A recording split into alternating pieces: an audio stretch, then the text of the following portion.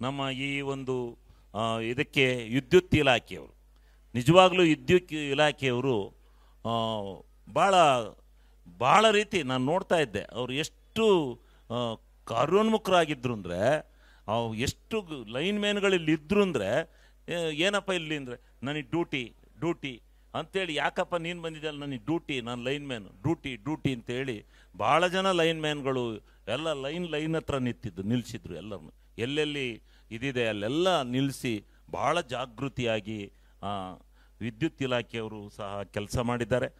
Front ಮೀಡಿಯಾದವರು, ನಮ್ಮ ಪತ್ರಿಕಾ ಮಾಧ್ಯಮದವರು, ಅವರೂ ಸಹಿತ ಭಾಳ ಉತ್ತಮವಾದಂಥ ರೀತಿಯಲ್ಲಿ ಪ್ರಚಾರವನ್ನು ಕೊಟ್ಟಿದ್ದೀರಿ.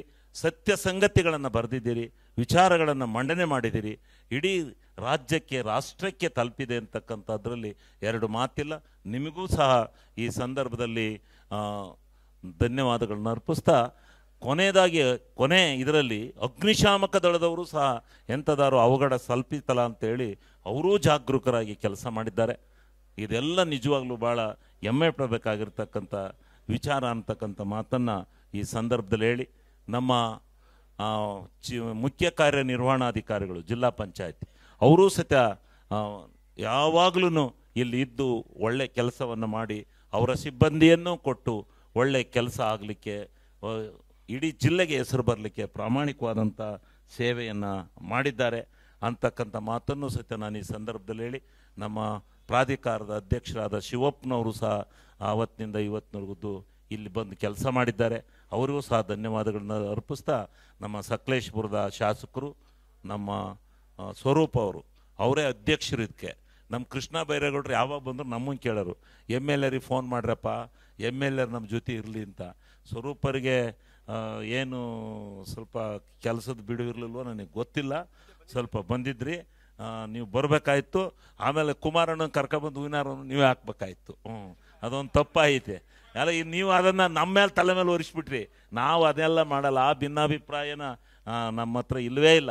ಯಾರು ಬರಲಿ ಯಾರು ಬಿಡಲಿ, ಪ್ರೋಟೋಕಾಲ್ ಇಸ್ ಪ್ರೋಟೋಕಾಲ್. ಈ ಕೃಷ್ಣ ಬೈರೇಗೌಡರ ಹತ್ರ ಪ್ರೋಟೋಕಾಲ್ ಇಸ್ ಪ್ರೋಟೋಕಾಲ್. ಅವತ್ತು ನಮ್ಮ ಜಿಲ್ಲಾಧಿಕಾರಿಗಳು ಎಲ್ಲ ಹೋದ್ರಿಂದ ಅದೊಂದು ಏನೋ ಒಂದು ಸಣ್ಣ ಮಿಸ್ಟೇಕ್ ಆಗಿದೆ. ಅದನ್ನು ಎಲ್ಲ ವಿರೋಧ ಪಕ್ಷದವರು ಸಹಕಾರ ನಡೆದಿದೆ, ರಿಶ್ಯೂ ಮಾಡಿದ್ದಾರೆ, ಎಲ್ಲ ಮಾಡಿದ್ದಾರೆ. ಅದೇನು ಒಂದು ಎಲ್ಲರೂ CM DCM ಬಂದಾಗ ಒಂದು ತಮಟೆ ಬಡ್ದಿದ್ದೋ ಅದು ಬಡ್ದಿಲ್ಲ ಅಂತಲ್ಲ, ಏನೋ ಒಂದು ಇರಬೇಕು.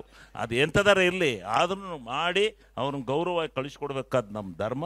ನಾವು ಯಾರು ಇದ್ದಿದ್ರೆ ನಾವು ಅವೆಲ್ಲ ಪಕ್ಷ ಪರಪಕ್ಷ ನೋಡಲ್ಲ, ಅದು ಆ ಪ್ರಶ್ನೆ ಇಲ್ಲ. ಆದ್ದರಿಂದ ಅದನ್ನು ಸಹಿತ ನಾವು ಮಾಡಿ ಎಲ್ಲವೂ ಚೆನ್ನಾಗಾಗಿದೆ. ಅದೆಲ್ಲಕ್ಕಿಂತ ಅರ್ಚಕರು, ಆ ಅರ್ಚಕರನ್ನ ಈ ಸಾರಿ ಭಾಳ ನಾವು ಅವರನ್ನು ನೆನೆಸ್ಕೋಬೇಕು.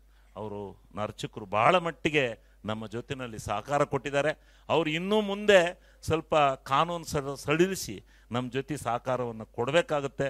ಯಾಕೆಂದರೆ ಜನ ಜಾಸ್ತಿ ಆದಂಗೆ ನಾವಿಲ್ಲಿ ಕಾನೂನೇ ಸಡಿಲಿಸ್ಬೇಕು, ಏನು ಮಾಡೋಕ್ಕಾಗಲ್ಲ. ನಮ್ಮ ಪದ್ಧತಿಗಳಲ್ಲಿ ಸ್ವಲ್ಪ ಆಚರಣೆನ ಕಡಿಮೆ ಮಾಡ್ಕೋಬೇಕಾಗುತ್ತೆ.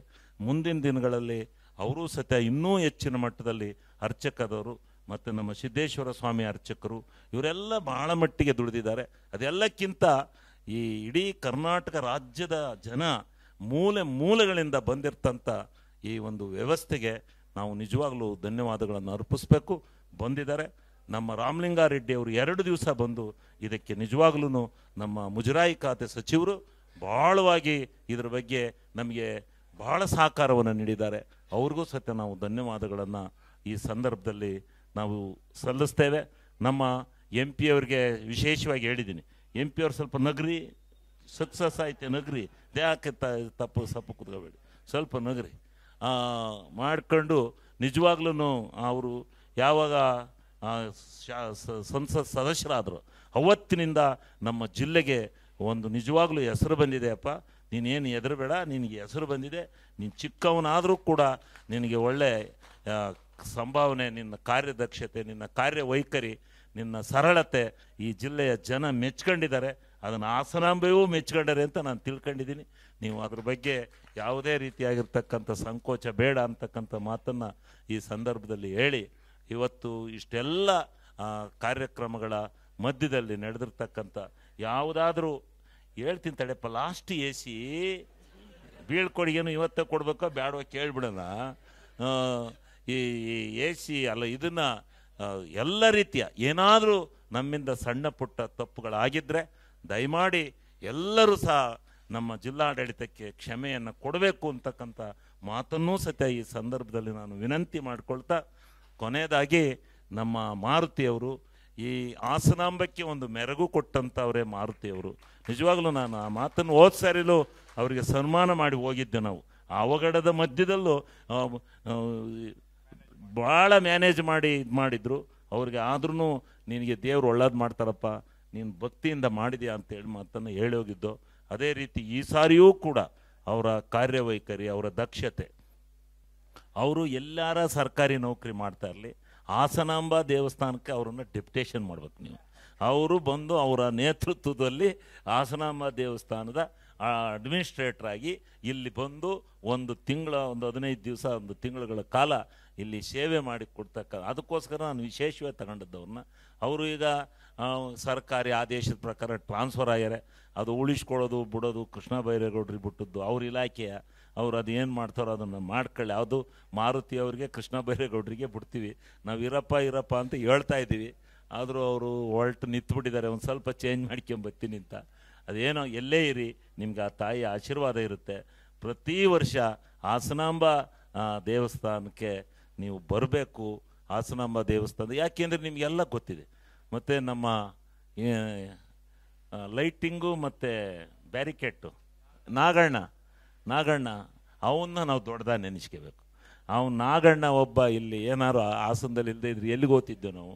ನಿಜವಾಗ್ಲೂ ಅಷ್ಟೊಂದು ಲೋಡು ತಂದು ಎಲ್ಲ ಮಾಡಿ ಲೈಟ್ ಬಿಟ್ಟು ನಮ್ಮ ಕೃಷ್ಣ ಬೈರೇಗೌಡರು ರಾತ್ರಿ ಹೇಳ್ತೀವಿ, ಇಲ್ಲಪ್ಪ ನೀನು ಮುಂದಿನ ಸಾರಿಯಿಂದ ಲೈಟಿಂಗ್ ಸ್ವಲ್ಪ ಇದು ಮಾಡಬೇಕು, ಇನ್ನೊಂದು ಸ್ವಲ್ಪ ದಸರಾ ಮಾದರಿಗೆ ಹೋಗ್ಬೇಕು ಅಂತ ಹೇಳ್ಯಾರೆ. ಅದನ್ನು ಮುಂದಿನ ಸಾರಿ ದಸರಾ ಮಾದಿಗೆ ಹೋಗ್ಬೇಕು ಅಂತೇಳಿ ನಾಗಣ್ಣೂ ಸತ್ಯ ನಿಜವಾಗ್ಲೂ ಹಗಲು ರಾತ್ರಿ ಅನ್ನೋದು ರೀತಿ ಇದು 4-5 ಜನಕ್ಕೆ ಗೊತ್ತಿರೋದು ಇದ್ರ ಗುಟ್ಟು, ಹಾಸನಾಂಬ ಗುಟ್ಟು, ಆ ಜಾತ್ರೆ ಗುಟ್ಟು ನಿಮಗೆಲ್ಲ ಗೊತ್ತಿದೆ. ನೀವೆಲ್ಲ ಮುಂದಿನ ಸಾರಿನೂ ನಿಂತು ಕೆಲಸ ಮಾಡಿ.